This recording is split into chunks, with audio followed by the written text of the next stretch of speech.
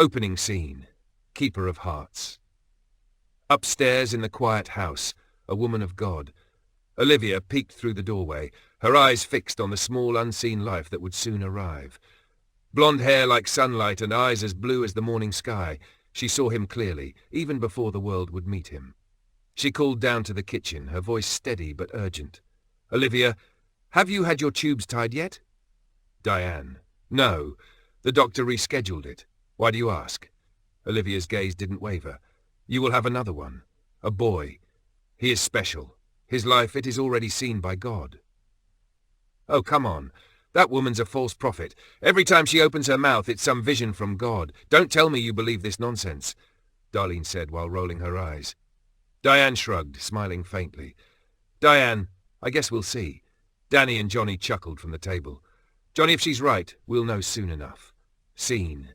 The unseen war. Far beyond the walls of the house, in a realm no human eye could see, the shadows stirred. Whispers crawled through the darkness. Satan, the boy, she saw him. A chosen one. "Stephen, he's marked. If he's born, he'll be trouble for us. Then we stop him before he takes a breath." "Stephen, but we can't touch him directly. God set boundaries." "Satan, then we influence. Fear, doubt, confusion. Delay her, and if he's born, cripple the vessel." They laughed. Above them, unseen, light gathered like a shield, because God had already decided, this child will live.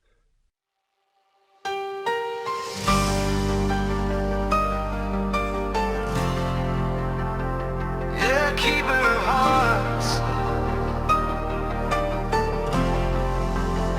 He meets you in the broken places, right there where your shame begins. He sits beside the sinners, never waiting for perfection, never asking you to pretend. The world points fingers, but his hands reach far. Grace isn't earned by the spotless, it's poured on wounded hearts. Jesus, keeper of hearts, you take me as I am, not who I try to be. You carried every burden, took the cross they said you never need. Though the hypocrites cry crucified, your mercy still ran free. We can do all things through Christ. You're the keeper of hearts, and you're keeping me.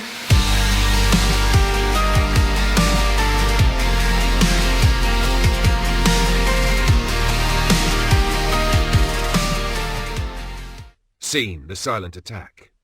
The doctor sat at his desk and fell into an unnatural sleep. Back in the delivery room, Diane screamed, "Diane, the baby is coming now!" A nurse barely looked up. "Nurse, you're fine. Breathe." "I am ready." Jay was born quick, without the doctor, without preparation. He lay blue and still.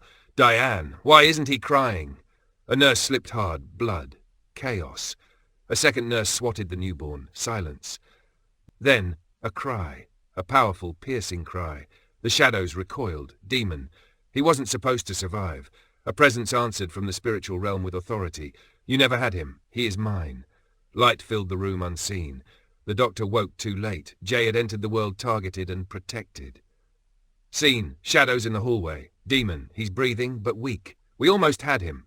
Stephen, then slow him. Let every weakness delay him. We watch. They slipped back into darkness. God's protection remained. Scene. Jay's early struggles. Doctor's notes read grim, tongue-tied left side stroke, brain lesions, weak legs, he won't walk without braces, vision trouble, absent seizures. Every milestone required fighting. Jay held on. The miracle at 4. At 4, Jay heard a voice, clear, loving, authoritative. "Jesus, take off your bracelets. Walk." He obeyed. He removed the braces. One step, then another. He walked. Family gasped. Doctors were stunned. Later, his tongue clipped, speech improving, glasses, seizures gone. Scene. Childhood, family and shadows. Jay grew shy, self-conscious, learning empathy in a house of mixed love and tension. Johnny, warm and explosive. Danny, carrying the same storms. Darlene, tough and steady. Diane, fiercely protective. Strange things brushed his life. He saw a person no one else recognized. Jordan had an imaginary friend named Dean. Dean was not imaginary. He matched exactly the old burned picture Darlene once kept, a genie-looking man with an eerie smile. She had burned it years earlier because it gave her a bad feeling. The moment Jordan described Dean, Darlene froze. And fear crept in. Dean told Jordan to touch a hot stove and Jordan burned his hand. Darlene recognized the description from a destroyed photo. Faith and fear coexisted. They returned to church. Scene, witnessing loss, Tim. At 10, Jay watched Tim die. The grief and blame tore through the house. Johnny accused Diane and Danny. Jay felt the weight of adult sorrow. Scene, the day everything changed. Tension exploded over a note Angelica had written about her crush. Nick, Diane grabbed it. Angelica ran outside. Johnny, already shaken by a frightening vision earlier, followed. Danny, recently robbed, had a firearm for protection. Voices boiled over. A scuffle, a shout, then a single shot, then two more. Silence. Jay, frozen in the hallway, heard the world break. Scene. The moment Jay saw his grandfather. Police swarmed. A door left open. Jay slipped to the top of the stairs and saw Johnny on the ground. EMTs kneeling, Darlene screaming. Yellow tape across the porch. A relative pulled him away, but the image was carved into him. Childhood ended. Scene. Jay's dream and the church sleepover. 4 years later, the night before a church sleepover, Jay dreamed of the youth room. A wall rippled. A long green snake slid through, eyes yellow and cold. Kids scattered. Jay could not shout. He woke gasping, clutching his chest. At the sleepover, he met Crystal and her boyfriend Anthony, who would eventually become friends of his parents. Crystal's smile felt too bright, heavy. Jay couldn't explain why the dream lingered. It felt like a warning, and soon he would learn why. The next day. The sleepover. The next day, the church sleepover went on as planned. Kids ran around the youth room, throwing pillows, laughing, chasing each other between the tables. Jay tried to shake off the dream, telling himself it was just imagination, but a quiet unease tugged at him. During the night, his parents met Crystal and her boyfriend, Anthony, friends of his parents. Crystal smiled too brightly, almost unnaturally, and her presence felt heavy, like a shadow stretching across the room. Jay didn't know why, but every time she stood near him, his stomach tightened. Little did he know this small, ordinary moment would turn into the first shift in a chain of events that touched his entire family, and the memory of the green snake lingered like a whisper saying, "Pay attention." Amber gets Jay and Selena talking. The first spark. Amber spotted Jay standing alone and practically sprinted over. "Come on," she said, grabbing him by the sleeve. "Stop being weird. You're coming with me." Before he could protest, she dragged him across the room towards Selena. Shy, quiet Selena, who stood near the snack table picking at her sleeves like they were more interesting than actual human beings. When Jay realized where Amber was taking him, his stomach dropped. Selena looked up, cheeks instantly turning pink. Jay's brain immediately entered loading mode. Amber stood between them with her hands on her hips like a coach forced to supervise the world's shyest children. "Say words," she said, "both of you." Selena swallowed and whispered, "Your hoodie's really nice." Jay, panicking internally, blurts, open quote, I like your pants. They're like good pants." Close quote. Amber covered her face. "Oh my gosh, I'm watching two baby turtles flirt." But even with the awkwardness, something flickered between Jay and Selena. Small, nervous, real. Amber grinned. She knew she'd just started something. The dream's weight. Jay tossed and turned that night. The green snake slid through his mind again. Long, bright, unmistakably alive, moving through the church wall like the building meant nothing. He woke with a cold weight in his chest. He told his mom and dad about the dream. They listened, nodded, then brushed it off. But Jay couldn't. The unease clung to him. The weeks after, a slow leak. Over the next weeks, tension crept into the house like a slow leak. Jay's mom left for a short time, frustration, suspicion, and spiritual pressure cracking the household. She wasn't blameless either. She stayed friends with Crystal, even when things didn't feel right. Then Jay's grandma broke her arm. Stress stacked on stress. The family eventually made up, just long enough for a thin thread of hope to stretch across the home. But life didn't wait. A month before Jay's birthday, life shattered again. The ATV accident took his dad, sudden, sharp, and cruel. One morning Jay had a father. By nightfall he had a memory. He never got to say goodbye. Everything slipped out of place after that. Jay's mom still kept around Crystal. A few months later, Anthony, Crystal's boyfriend, died under suspicious circumstances. Rumours stirred. Jay didn't understand them fully, but he felt their weight. The youth group ends his youth group. The one stable anchor in all the noise was shut down, dissolved, gone. Spiritually, something inside Jay cracked. Something heavy and unseen filled the empty space. But through all of it, the dream stayed. After the ATV accident, church healing moment, Jay sat alone in the far back row of the church, staring at the floor, wishing he could disappear into the tile. His chest hurt, his hands hurt, even breathing felt sharp. Selena approached slowly, like she was stepping into holy ground, and sat down beside him without saying a word. She didn't look at him, just sat there, close, warm. Amber slipped into the seat on his other side and pressed a folded note into his palm. Jay opened it. In their messy handwriting, "We love you. We're here, A&S." Something inside him cracked. His shoulders began to shake. He tried to hide it, but Selena noticed. She touched his hand, a brush, a whisper, and he froze. Amber leaned her head against his shoulder. Selena gently leaned into his other side. They didn't say anything. But Jay felt wrapped, not in answers, but in love. For the first time since the accident, he didn't feel completely alone. Years later, the memory that won't leave. Even years later, when Jay drifted from God and fell asleep spiritually, that part remained. The green snake sliding through the church wall. The warning no one listened to. The warning he didn't understand. Sometimes, when the house got quiet and his grief felt loud, Jay whispered into the dark, "God, were you trying to warn me? Was that you?" Heaven didn't answer yet, but Jay always felt something, a truth waiting for its moment, a story still being written. Puppy love. At 15, Jay was still carrying the weight of loss and confusion, trying to navigate life while his heart and mind felt heavy. Depression tugged at him, though he was still trying to push forward. His brother had started driving and meeting up with people, and even started dating a girl named Michelle.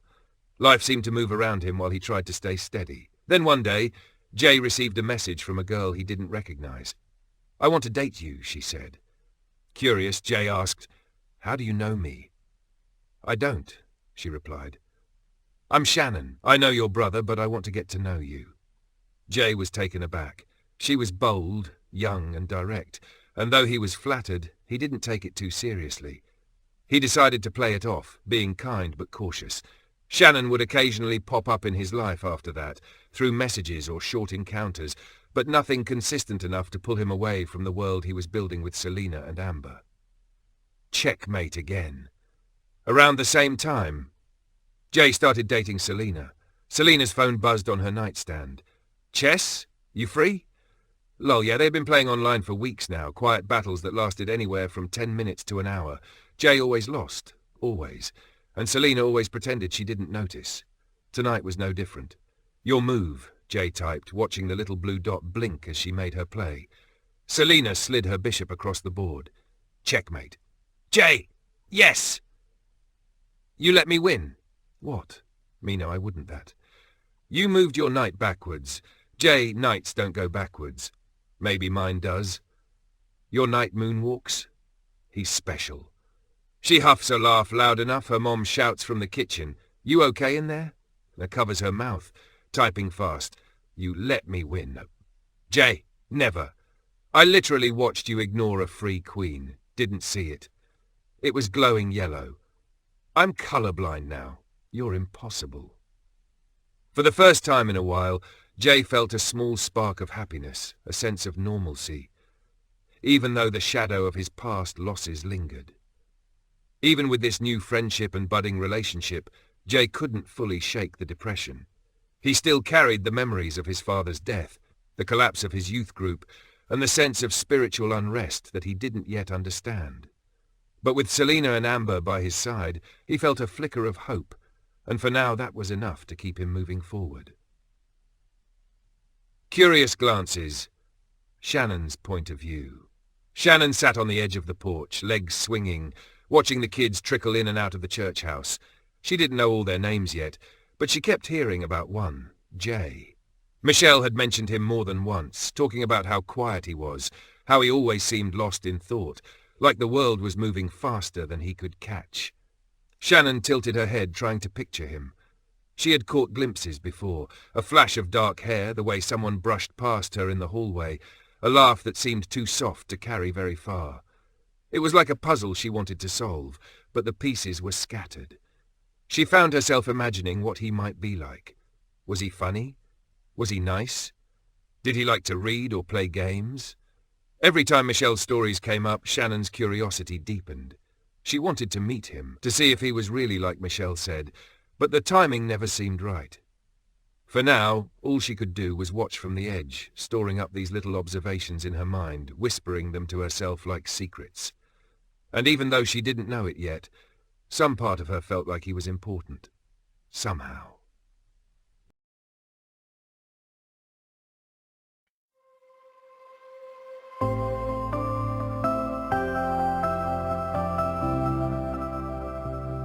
When the world points fingers, quick to judge and demand, and your knees grow weak, you feel no place to stand. I lift my eyes upward, your guidance is near. You whisper through heartache, child, I am here.